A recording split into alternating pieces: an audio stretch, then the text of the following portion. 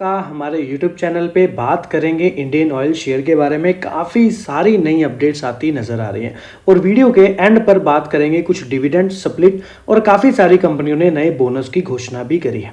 तो वीडियो को शुरू करने से पहले एक छोटी सी रिक्वेस्ट उन लोगों से भी करना चाहेंगे, चैनल पर फर्स्ट टाइम आया तो चैनल को सब्सक्राइब जरूर कर लीजिए ताकि आने वाला सारा अपडेट आप तक पहुंचता रहे।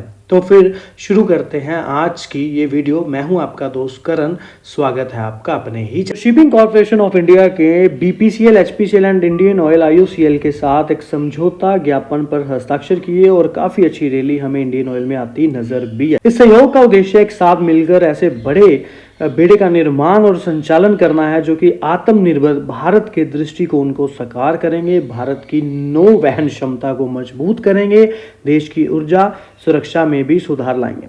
इस समझौते ज्ञापन के तहत कंपनियां संयुक्त रूप से जहाजों का अधिग्रहण यानी कि जो शिपिंग यहाँ पर समुद्री जहाज जो यहाँ पर चलते हैं, जिसके साथ साथ अंतर्राष्ट्रीय व्यापार हमें देखने के लिए मिलता है, जो कि क्रूड ऑयल, कच्चा तेल या जो भी यहाँ पर बाहर देशों से मंगवाया जा रहा है समुद्र के रास्ते से, तो उन जहाज़ों का अधिग्रहण करना और संचालन भी करना और स्वामित्व भी करना यानी कि मालिक बनना और प्रबंधन भी करना। इन जहाज़ों का उपयोग अंतर्राष्ट्रीय व्यापार के साथ साथ पेट्रोलियम और पेट्रोलियम उत्पाद, पेट्रोकेमिकल एंड अन्य हाइड्रोकार्बन के साथ तटीय परिवहन के लिए किया जाएगा। तो एक बड़ा कोलैब इंडियन ऑयल का शिपिंग कॉर्पोरेशन ऑफ इंडिया के साथ होता हमें नजर आ रहा है। और बात कर लें अगर क्रूड और ब्रेंट की, तो भारत और चीन की कंपनियों पर यूं की कड़ी नजर है। कच्चा तेल $65 के करीब जो देखने के लिए मिल रहा है। तेल बाजार ने भी लगातार 3 दिन की तेजी के बाद स्थिरता दिखाई है। जैसे कि मैंने आप लोगों को पहले भी बोला, अगर इंडियन ऑयल कच्चा तेल की बात करें, कच्चा तेल हमें यहाँ पर 70 से अबव जाता नजर नहीं आता, तो दैट मीन इंडियन ऑयल या फिर ऑयल मार्केटिंग कंपनियों के लिए बेनिफिशियल है। मार्जिन्स काफी अच्छे देखने के लिए मिलते हैं। हाल ही में यूक्रेन ने रूस का सेराटॉव रिफाइनरी पर भी हमला किया, जिससे देश की कच्चे तेल की उत्पादन क्षमता पर महामारी के बाद सबसे नीचे स्तर पर पहुंचे। इसके बीच अगर ओपेक प्लस ग्रुप की बात कर लें तो उन्होंने भी तेल उत्पाद की वापसी ने बाजार की सप्लाई बढ़ाने का संकेत दिया। विश्लेषकों का भी अनुमान, अगर यही रफ्तार बनी रही तो साल के अंत तक वैश्विक तेल बाजार में सप्लाई आने की स्थिति बन सकती है। यूरोपियन संघ यानी कि ईयू भी रूस पर दबाव बनाने के लिए नई प्रतिबंधों की तैयारी में है। ईयू, भारत और चीन उन कंपनियों पर कार्रवाई करने का विचार कर रहे हैं जो कि रूस की तेल बिक्री में मदद। लेकिन मेन पॉइंट को समझें तो मेन पॉइंट यहां पर है कि अमेरिका में भी तेल बाजार में अहम आंकड़े सामने जो आए हैं। इंडस्ट्री की रिपोर्ट के मुताबिक कच्चे तेल भंडार में 3.4 मिलियन बैरल की गिरावट दर्ज हुई है और आधिकारिक आंकड़े भी इस रिपोर्ट की पुष्टि करते हैं कि पिछले 1 महीने में भंडार की सबसे बड़ी कमी हो। इस तरह से यहाँ पर जो है सिनेरियो बनता नजर आ रहा है कच्चे तेल का। और फिर इंडियन ऑयल का कोलैब ही हुआ है, जैसे कि मैंने आपको पहले भी कहा था। अगर टेक्निकल वाइज भी इंडियन ऑयल की बात कर लें तो RSI यहाँ पर 70 के करीब आती नजर आ रही है। अगर 70 से अब निकलती है तो दैट मीन खरीदारी ज्यादा हो चुकी है, बिकवाली कभी भी आ सकती है। डे 10 मूवमेंट स्कोर की बात करें तो कहीं ना कहीं ग्रीन जोन में आता नजर आ रहा है। MACD सिग्नल ऑल्सो ग्रीन है। That mean technical wise trend अभी भी बुलिश है। बायर्स कहीं ना कहीं स्टॉक में एक्टिव होते नजर आ रहे हैं। RSI में भी प्राइस स्ट्रेंथ बनती नजर आ रही है। बाकी नो डाउट लंबे समय के लिए स्टॉक अच्छा है। नीचे की तरफ अगर 100 रुपए भी निवेश करना है तो 5-5 करके 20 बार में निवेश करें। जैसे जैसे स्टॉक 1-2, 5-5 पॉइंट गिरता है, थोड़ा थोड़ा एक्यूमुलेशन करते रहें ताकि नीचे के लेवल में एक अच्छा एक्यूमुलेशन लेवल बनता रहे और लंबे समय में अच्छे रिटर्न बनते नजर आ सके। 2 चीजें बहुत डिपेंड करती हैं, पहला क्रूड ब्रेंट के प्राइस और सेकंड कंपनी के रिजल्ट क्या रह रहे हैं क्वार्टरली की बात करें तो महारत्ना कंपनी ने 1 लाख रुपए के बना दिए 47 लाख रुपए, 4 बार बांटे हैं बोनस। तो Maharatna company Indian oil corporation ने लंबी अवधि का नजरिया रखने वाले निवेशकों को मालामाल कर दिया। इंडियन ऑयल कॉर्पोरेशन ने पिछले 20 साल में शेयर धारकों को 56 रिटर्न दिया है। उन्होंने पिछले 20 साल में 1 लाख रुपए के निवेश को 47 लाख रुपए से ज्यादा का बना दिया। महारत्ना कंपनी ने यह कमाल बोनस शेयरों के दम पर दिखाया। पिछले 20 साल में इंडियन ऑयल कॉर्पोरेशन ने निवेशकों को 4 बार बोनस शेयर का तोहफा भी दिया। Maharatna company Indian oil corporation limited के शेयर 16 सितंबर 2005 को 36.25 रुपए पर थे। और अगर किसी व्यक्ति ने 16 सितंबर 2005 को इंडियन ऑयल कॉर्पोरेशन के शेयरों में 1 लाख रुपए लगाए होते तो उसी कंपनी के 2755 शेयर मिलते। यानी कि इंडियन ऑयल कॉर्पोरेशन ने पिछले 20 साल में अपने निवेशकों को 4 बार बोनस शेयर का तोहफा दिया। और अगर इन बोनस शेयरों को जोड़ लें तो कुल शेयरों की संख्या बढ़कर 33,060 पहुंच जाती है। और इंडियन ऑयल कॉर्पोरेशन के शेयर में 12 सितंबर यानी कि 2025 को BSE में 142.65 पर बंद हुए हैं। अगर उस हिसाब से 33,060 शेयरों को मौजूदा वैल्यू देखें तो 47 लाख से ज्यादा पहुंच जाती। पिछले 20 साल में अपने शेयर धारकों को 4 बार बोनस शेयर दिया। अक्टूबर 2009 में कंपनी ने निवेशकों को 1.1 के अनुपात में बोनस शेयर जारी किए। कंपनी ने हर शेयर पर एक शेयर पर बोनस शेयर बांटा। फिर अक्टूबर 2016 और मार्च 2018 में भी कंपनी ने 1.1 रेशो में बोनस शेयर दिए। इंडियन ऑयल कॉर्पोरेशन ने जून 2022 में भी 1.2 के अनुपात में निवेशकों को बोनस शेयर दी, यानी कंपनी ने हर 2 शेयर पर एक बोनस शेयर बांटा है। महारत्ना कंपनी इंडियन कॉर्पोरेशन ने अगस्त 2003 में भी 1.2 के रेशो में बोनस शेयर बांट चुकी है। हालांकि हमने अपने कैलकुलेशन में केवल 20 साल में दिए गए बोनस शेयरों को शामिल किया है। हमने अपने कैलकुलेशन में कंपनी की तरफ से दिए गए डिविडेंड को शामिल नहीं किया। अगर डिविडेंड की अमाउंट भी देखें तो वो एक अलग सिनेरियो जो है बनता नजर आएगा। अकेला बोनस ही कंपनी का 1 लाख रुपए का 20 साल में 47 लाख रुपए करने का दम दिखा चुका है। आगे का सिनेरियो समझे तो आगे के लिए देखिए बहुत सारी चीजें हैं। क्रूड ब्रांड के प्राइजेस, कंपनी के क्वार्टरली रिजल्ट, अब कंपनी देखिए ग्रीन एनर्जी, रिन्यूएबल एनर्जी पर भी फोकस बढ़ाती नजर आ रही है। निवेश आगे बढ़ता जा रहा है।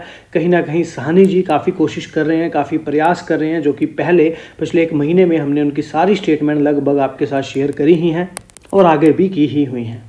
इंडियन ऑयल में अगर पीयर कंपैरिजन करें तो यहाँ पर रिलायंस के बाद सबसे यहाँ पर मार्केट कैप बढ़ती यहाँ पर नज़र आ रही है। उसके बाद बीपीसीएल, एचपीसीएल भी कंपनियाँ यहाँ पर नज़र आ रही।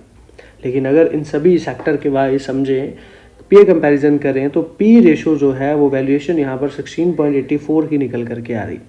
लेकिन इंडियन ऑयल अगर पी रेशो के अकॉर्डिंग समझें तो फिलहाल हमें 12.61 पी रेशो देखने के लिए मिल रही। अगर बीपीसीएल, एचपीसीएल के कंपैरिजन करें तो वो स्टॉक फिलहाल ज़्यादा सस्ते हैं अकॉर्डिंग टू पी रेशो। अगर इंडियन ऑयल की बात करें, वैसे तो 10 से नीचे अगर पी रेशो तो वेल एंड गुड रहता है, तो कहीं ना कहीं अगर पी रेशो के अकॉर्डिंग ही समझें तो थोड़ा सा स्टॉक अभी भी महंगा है। लेकिन ऑल ओवर स्ट्रक्चर समझें तो यहाँ पर एक करीब बहुत ज़्यादा महंगा नहीं है। इसके अलावा समझे तो कंपनी के पास इन एवरी ईयर एक अच्छे रिजर्व बनते नजर आ रहे हैं। देखिए कंपनी का रिजर्व हमें बढ़ता नजर आ रहा है। मार्च 2024 से मार्च 2025 में बहुत ज़्यादा ग्रोथ तो नहीं हुई रिजर्व में, लेकिन ग्रोथ हुई है। समझे तो रिजर्व अगर कंपनी के पास अच्छा रहता है तो कहीं ना कहीं बोनस डिविडेंड चीजें देनी आसान रहती है कंपनी। शेयर होल्डर्स की बात करें तो मार्च के बाद जो एक गिरावट देखने के लिए बाजार में मिली थी, उसके बाद काफ़ी ज़्यादा यहाँ पर रिटेल ने भी जो है माल निकाला है। उसके अलावा यहाँ पर डीआई की होल्डिंग तो आपके सामने ही है, काफ़ी अच्छा स्टेक बढ़ता नजर आया है। कहीं ना कहीं एफआईआई ने भी अपना स्टेक स्टॉक में बढ़ाया है। यानी कि समझा जाए तो सिर्फ पब्लिक ही यहाँ से निकलती नजर आई है। डीआई ने और एफआई दोनों ने ही स्टेक बढ़ाया इंडियन ऑयल में। जून तक जो डाटा अपडेट है, नंबर ऑफ शेयर होल्डर्स कम हुए हैं क्योंकि आपके सामने ही है, पब्लिक का डाटा कुछ कम होता नजर आया है। वहीं पर अगर मैं थोड़े से फ्यूचर प्लान आपके साथ डिस्कस करूं इंडियन ऑयल के, इंडियन ऑयल भविष्य की ऊर्जा की जरूरतों को पूरा करने के लिए अपने परिचालन का विस्तार भी कर रही है, जिसमें रिफाइनरी क्षमता में वृद्धि करना, पेट्रोकेमिकल में भी विस्तार करना, हाइड्रोजन, सस्टेनेबल एविएशन फ्यूल जैसे ग्रीन एनर्जी प्रोजेक्ट्स में भी एक भारी निवेश शामिल है। कंपनी पानीपत में भी एक प्रमुख ग्रीन हाइड्रोजन प्लांट लगा रही है, जो भारत का पहला ग्रीन हाइड्रोजन प्लांट होगा, जो कि 2040 तक आपको पता है नेट शून्य उत्सर्जन प्राप्त करने का लक्ष्य रखती है, गवर्नमेंट का एम है। और थोड़ा सा डीप समझे तो पारादीप रिफाइनरी की क्षमता बढ़ाने की बात यहाँ पर करी जा रही है, जहाँ पर 15 मिलियन टन प्रति वर्ष से बढ़ाकर 25 MTPA की जाएगी और एक नेफ्ता क्रैकर इकाई स्थापित भी की जाएगी। फिर पानीपत में एक अत्याधुनिक 10 KT ग्रीन हाइड्रोजन प्लांट स्थापित किया जा रहा है, जो भारत का पहला होगा। ओडिशा के भी पारादीप में एक पेट्रोकेमिकल कॉम्प्लेक्स का निर्माण भी किया जा रहा है। और company renewable energy, green energy, SAF पर भी हाइड्रोजन में भी, ग्रीन हाइड्रोजन में भी विस्तार कर रही है। इसके अलावा कंपनी अपनी पाइपलाइन नेटवर्क को भी 22,000 किलोमीटर तक विस्तारित करने की योजना बना रही है। इसके अलावा EV चार्जर और CNG LNG आउटलेट के साथ अपने खुदरा नेटवर्क का विस्तार किया जा रहा है। 2040 तक शुद्ध शून्य परिचालन उत्सर्जन प्राप्त करना, जीवाश्म ईंधन से दूर एक चुस्त और भविष्य के लिए तैयार रहना। और 2030 तक पेट्रोकेमिकल क्षमता को भी 13 मिलियन टन से अधिक करना। इंडियन ऑयल का यह विस्तार योजना भारत की ऊर्जा सुरक्षा को मजबूत करने और देश के ऊर्जा परिवर्तन में योगदान देने के लिए डिजाइन की गई है, जिसका मतलब साफ है कि एक बड़ी इन्वेस्टमेंट, भारी निवेश यहाँ पर आता हमें नजर आएगा। इंडियन ऑयल के शेयर टारगेट की बात की जा रही है। इंडियन ऑयल के विश्लेषकों ने खरीदने की सलाह दी। समझे तो 18 हाउस अवधेश से बात करते हुए पृथ्वी फिनमार्ट के AVP head technical equity research है हरीश चुचार्य जी, उन्होंने शेयर खरीदने की सिफारिश की है। इंडियन ऑयल को अगर ट्रेडिंग के नजरिए से देखें तो बाजार विशेषज्ञ ने कहा है कि ऊर्जा क्षेत्रों के शेयर में निकट भविष्य में तेजी जारी रह सकती है और इंडियन ऑयल अच्छी गति खरीद हो सकती है। व्यापारिक दृष्टिकोण से अगर मूल्य की बात करें, टारगेट की बात करें इंडियन ऑयल की, तो बाजार जो विशेषज्ञ हैं, एनालिसिस है, उनके द्वारा शेयरों का भाव जो है 152 से 155 रुपए तक की बात कही गई है और 139 के स्टॉप लॉस के साथ उन्होंने यहाँ पर टारगेट की बात रखी है। वहीं पर इंडियन ऑयल के डिविडेंड की बात कर लें तो काफ़ी लोगों को ये डिविडेंड कब आता नजर आएगा, तो 30 सितंबर से पहले जो है डिविडेंड आता नजर आ सकता है अकाउंट्स। वहीं पर समझें तो कंपनी में अगस्त में 3 रुपए का डिविडेंड और फिर उसके अलावा इंडियन ऑयल ने जुलाई 2024 में भी 7 रुपए का डिविडेंड दिया और 2023 में इंडियन ऑयल ने 2 मौकों पर जो है डिविडेंड दिया था, जो प्रत्येक शेयर पर कुल 8 रुपए। फंड का चुकाने वाला डाटा आ चुका है, जहां पर अगस्त मंथ का कुछ डाटा अपडेट हुआ है। यहाँ पर फिलहाल सितंबर चल रहा है और 2-3 दिन तक और प्रॉपर यहाँ पर अपडेशन देखने के लिए मिलेगी, लेकिन फिलहाल समझें कि अगस्त मंथ में क्या हुआ है। तो 56 म्यूचुअल फंड ने फिलहाल बाइंग की है, 11 म्यूचुअल फंड ने बेचा है, 2,06,12,000 स्टॉक्स का चेंज आया है। और इस चीज़ को समझने के लिए कोशिश करें तो मार्च, अप्रैल, मई, जून यानी कि 4 महीनों में कंटिन्यूसली इंडियन ऑयल में बाइंग आती नजर आई है। जुलाई मंथ की बात करें तो कहीं ना कहीं प्रॉफिट बुकिंग देखने के लिए मिली थी, जब इंडियन ऑयल ने 156 के करीब लेवल को टच किया था, 150 से 156 तक के लेवल को टच किया था। लेकिन वहीं पर अगर मैं टोटल खरीदारों की बात करूं तो कोटक आर्बिट्रेज फंड ने काफ़ी अच्छी खरीदारी करी है, 65 लाख स्टॉक से ज़्यादा की क्वांटिटी बाई करी है और ऑलरेडी इनके पास पहले भी काफ़ी अच्छी क्वांटिटी थी। ICI Prudential large cap fund ने भी 65 लाख के करीब स्टॉक्स की बाइंग करी है, ऑलरेडी इनके पास 39.5 लाख स्टॉक्स पहले भी थे। आईसीआई प्रूडेंटल इंफ्रास्ट्रक्चर फंड ने भी 44.5 लाख स्टॉक की नई बाइंग करी है। ICI Prudential business cycle fund, ICI Prudential India opportunity fund, इन्होंने भी यहाँ पर 23 लाख, 16.5 लाख के करीब क्वांटिटी बाई करी है। बिकवाली की बात करूँ तो क्वांट मल्टी एसेट ने बेचे हैं 24.5 लाख स्टॉक, फिर quant momentum fund, quant commodity fund, इनके द्वारा भी 16-17 लाख और 3,65,000 स्टॉक्स बेचे गए।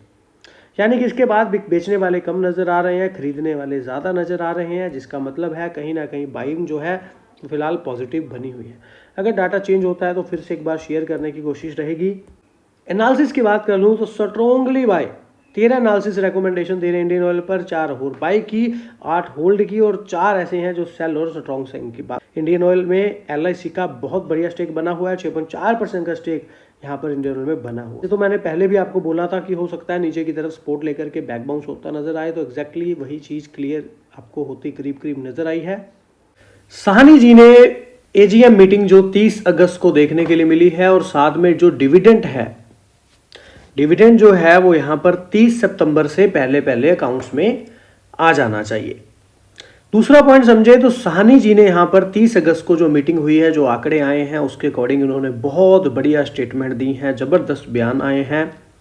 उन्होंने कहा है कि यह सब सख्त पूंजी अनुशासन द्वारा समर्थित है, जिससे सुनिश्चित होता है, जिससे ये तय होता है कि प्रत्येक निवेश दीर्घकालिक मूल्य पैदा करता है, इंडियन ऑयल के भविष्य के लिए तैयार रखता है। साहनी जी जब से CEO बने हैं तब के बाद से बहुत बढ़िया जो है एक बिजनेस की रणनीति बनाई जा रही है और ठीक है, अभी तक हम ये नहीं कह सकते कि ये एक्शंस में परिवर्तित किया जा रहा है, लेकिन अभी आपको पता है भू राजनीतिक जो ये चीजें, जो अस्थिरता बनी हुई है देश में या फिर अदर कंट्रीज में युद्ध को लेकर के, फिर अब ट्रेड वॉर का अलग सिनेरियो चलता नजर आ रहा है, लेकिन कहीं ना कहीं साहनी जी ने जो अपने अपने थॉट्स यहाँ पर हर बार जो इनकी स्टेटमेंट आती है हम आपके साथ शेयर करते हैं, तो कहीं ना कहीं एक उच्च बिजनेस मॉडल की, एक उच्च कंपनी को आगे लेके जाने वाली वो चीजें इनमें नजर आती हैं। मुझे ऐसा लगता है, आपको क्या लगता है आप भी बता सकते हैं। तो कंपनी ने बनाया अगले 5 साल का प्लान।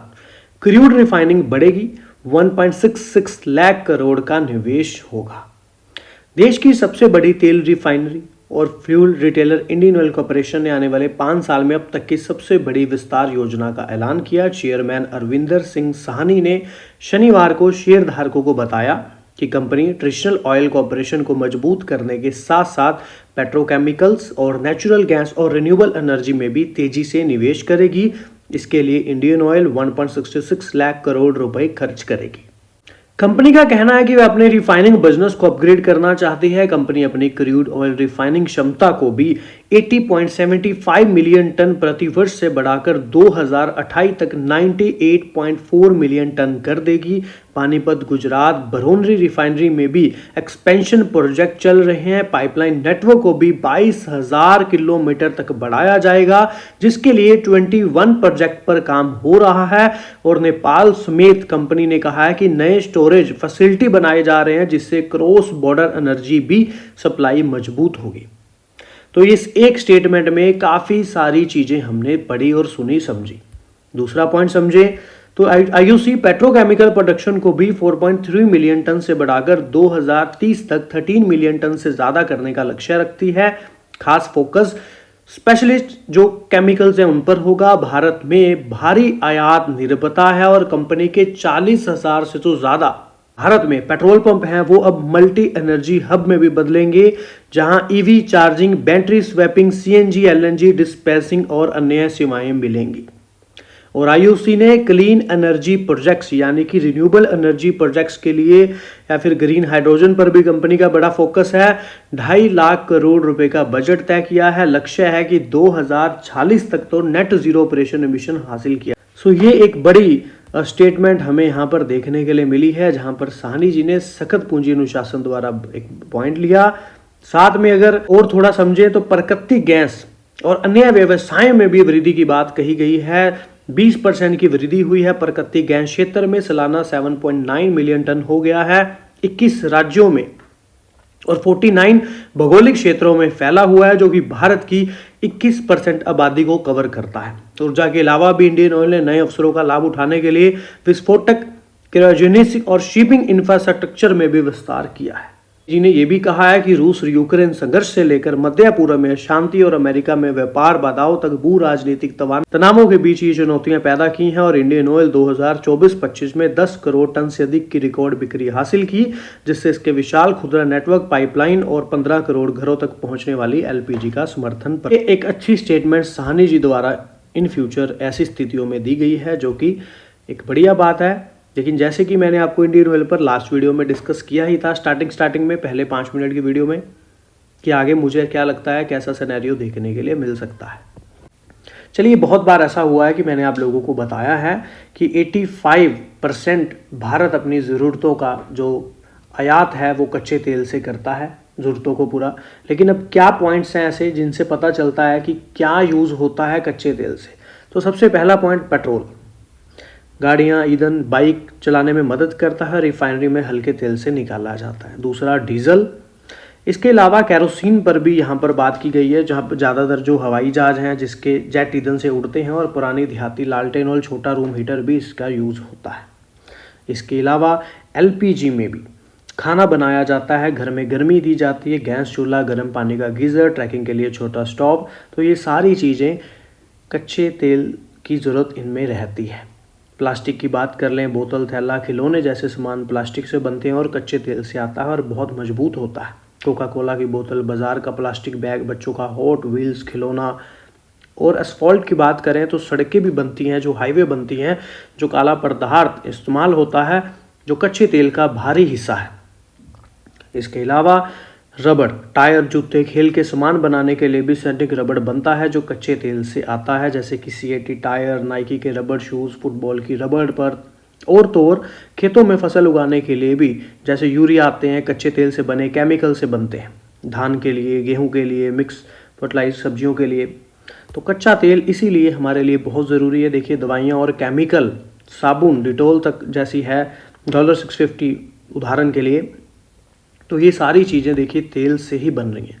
लुब्रिकेंट्स भी गाड़ियों और मशीनों के इंजन को चिकना रखने वाला कच्चा तेल से ही बनता है। सो इस तरह से कच्चे तेल की ज़रूरतें भारत में काफ़ी पूरी की जाती हैं, इसीलिए कच्चा तेल काफ़ी इम्पोर्टेंट है। इसके महंगे और सस्ते होने से बहुत सारे बिजनेस में आपको चेंज देखने के लिए मिलता है। बहुत सारी कंपनियों के प्रॉफिटेबिलिटी पर असर पड़ता है। अगर ये कम होता है तो कंपनियां ज़्यादा मुनाफा कमाती हैं, क्योंकि कच्चा तेल सस्ता है। और अगर ये महंगा होता है तो कहीं ना कहीं महंगाई भी बढ़ने का कारण एक बनता है, और दूसरा कंपनियों के मार्जिन पर भी असर पड़ता है। इंडियन ऑयल पर बात करें तो आईओसी शेयर की कीमत पिछले 6 महीनों में 18% बढ़ती नजर आई है। बेंचमार्क निफ्टी इंडेक्स से भी बेहतर प्रदर्शन कर रहा है और इस अवधि में 8% भी बढ़ा। और इस बेहतर प्रदर्शन को कच्चे तेल की कमजोर कीमतों के माहौल और तेल विपणन कंपनियां यानी कि ऑयल मार्केटिंग कंपनियों के वित्त वर्ष 2026 में जो कि एलपीजी के पीछे इनको काफ़ी नुकसान हुआ, उसकी भरपाई के लिए 30,000 करोड़ तक की प्रतिबद्धता से समर्थन मिला। ब्रोकरेज फर्म अलारा कैपिटल ने इंडियन ऑयल पर खरीदे बाइंग की रेटिंग दोहरा दी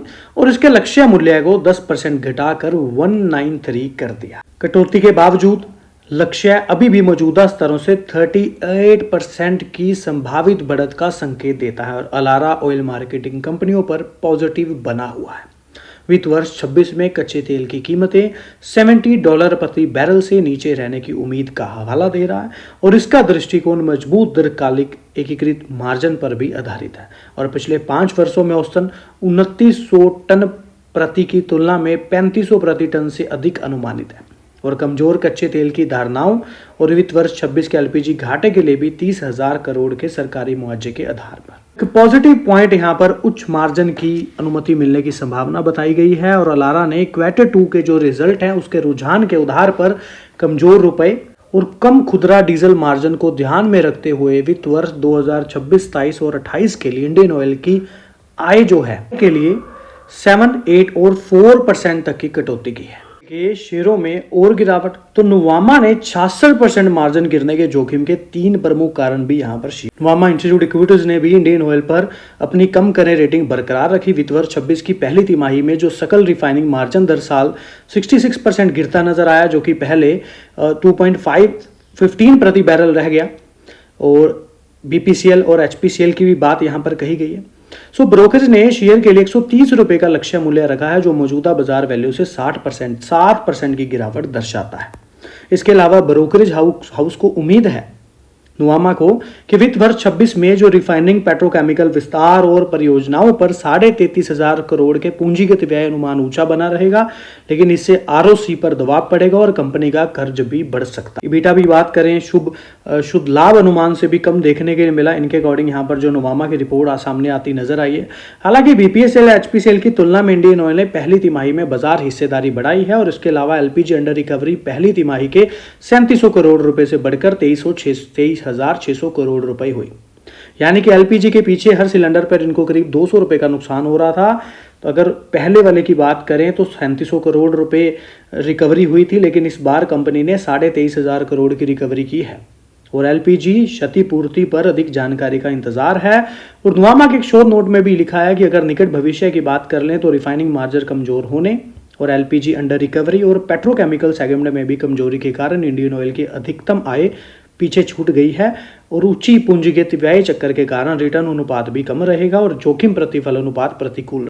ऑल ओवर मिक्सअप सी एक अपडेट यहाँ पर है। कुछ चीजों पर उन्होंने पॉजिटिव बातें करी हैं, कुछ चीजों पर उन्होंने नेगेटिव पॉइंट। इसके अलावा समझे तो अमेरिका टैरिफ की धमकियों के बीच इंडियन ऑयल बीपीसीएल ने रूसी तेल खरीदना फिर शुरू किया, क्योंकि यहाँ पर एक मजे की बात यह है कि जो छूट थी वो $2 पहले 1.5 करीब थी, फिर 2.5 हुई, अब $3 प्रति बैरल हो गई है राइटर्स के अनुसार, जिससे भारतीय रिफाइनरियों की रुचि फिर से बढ़ गई है और चीन ने भी खरीदारी बढ़ा दी है, जिससे रियायती बैरल के प्रति प्रतिस्पर्धा भी बढ़ गई है। एक अच्छा पॉइंट है कि रूस ने जो है छूट कच्चे तेल पर $3 प्रति बैरल की है। जैसे जैसे आप आगे तक न्यूज़ देखेंगे, समझेंगे, आगे तक वीडियो देखेंगे, तो यहाँ पर आप रेगुलर देखते हैं तो फिर आपके लिए बहुत आसान समझ आएगा।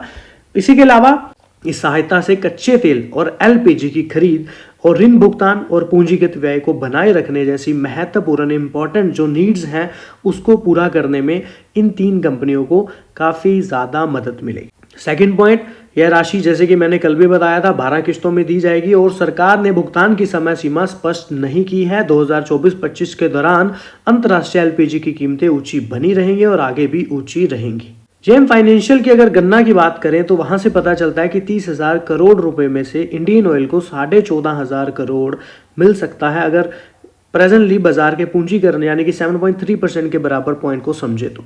एचपीसीएल को 7,900 करोड़ और बीपीसीएल को 7,600 करोड़ की बात यहां पर कही जाए। इसके अलावा इंडियन ऑयल पर मेन अपडेट ये है कि जेएम फाइनेंशियल ने अपनी रेटिंग को सेल से बढ़ाकर होल्ड पर कर दिया है और एक उचित जो है टारगेट का हवाला देते हुए 135 का टारगेट रखा है। और इसके अलावा 2027 वित्त वर्ष के मूल्य से पुस्तक मूल्य यानी कि 0.9x पर कारोबार कर रहा है और अगले 12 महीनों में 18 MMTPA 25% यानी कि अपनी जो रिफाइनिंग है, जो इनकी फैक्ट्रियां हैं, उनकी क्षमता का विस्तार करना भी इस बीच मजबूत अर्निंग की वृद्धि की उम्मीद जेएम फाइनेंशियल को दिखती इंडियन ऑयल में नजर आ रही है। आपको क्या लगता है, आप भी कमेंट करके जरूर बता सकते हैं। इसके अलावा देखिए डिविडेंड तो यहाँ पर कंपनी ने फिलहाल 8 अगस्त की रिकॉर्ड डेट थी ही, फाइनल डिविडेंड अनाउंस कर ही दिया। मजे की बात यहाँ पर यह है कि life insurance corporation of India यानी कि डीआई की कैटेगरी में देखें तो एलआईसी ने काफी अच्छा स्टेक इंडियन ऑयल में बनाया और भी काफी सारी खरीदारी इंडियन ऑयल में एलआईसी द्वारा करी गई है, जिससे वजह से 6.4% का स्टेक या शेयर्स यहाँ पर इंडियन ऑयल पे एलआईसी के पास है। और तो और नो डाउट कंपनी का डिविडेंड यील्ड आपको पता ही है। 2023 की बात कर लें तो 8 रुपये डिविडेंड दिया है कंपनी ने 10 नवंबर और 28 जुलाई को। 7 रुपये का डिविडेंड 2024 को भी 12 जुलाई को मिला और फिलहाल एक फाइनल डिविडेंड जो है 8 अगस्त की बात कही जा रही है, जो आता नजर आएगा। नो डाउट कंपनी की बोनस हिस्ट्री भी अच्छी रही है। 2003 से कंपनी ने बोनस देने शुरू किए हैं 1.2, 1.1, 1.1 के अनुसार। 2022 में भी कंपनी ने 1.2 रेशो का बोनस दिया। वहां से कंपनी धीरे धीरे 257 इलेक्ट्रिक वाहन स्टेशन तक पहुंच चुकी है, तो ये काफी अच्छी बात है। कंपनी अभी एनर्जी पर भी फोकस करती नजर आ रही है और कच्चे तेल के दाम भी कम होते फिलहाल नजर आ रहे हैं, जिसका इंपैक्ट आपको कंपनी पर देखने के लिए शेयर पर मिल ही रहा है।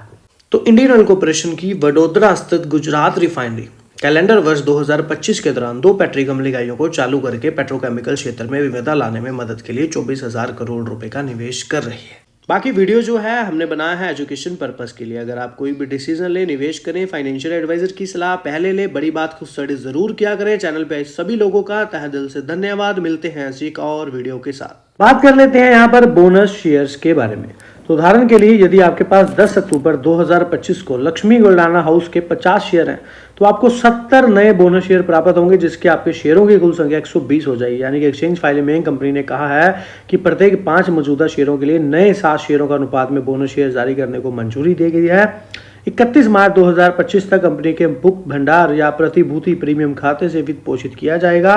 जारी होने के बाद चुकता इक्विटी शेयर पूंजी 20.87 करोड़ रुपए से बढ़कर 50.9 करोड़ रुपए हो जाएगी। कंपनी ने 10 अक्टूबर 2025 को रिकॉर्ड डेट तय की है। इसी तिथि से तय होगा कि कौन से शेयर धारक बोनस शेयर प्राप्त करने के पात्र हैं। कंपनी को उम्मीद है कि जो बोर्ड की मंजूरी है उसके मिलने के 2 महीने के अंदर शेयर जमा कर दिए जाएंगे या भेज दिए जाएंगे।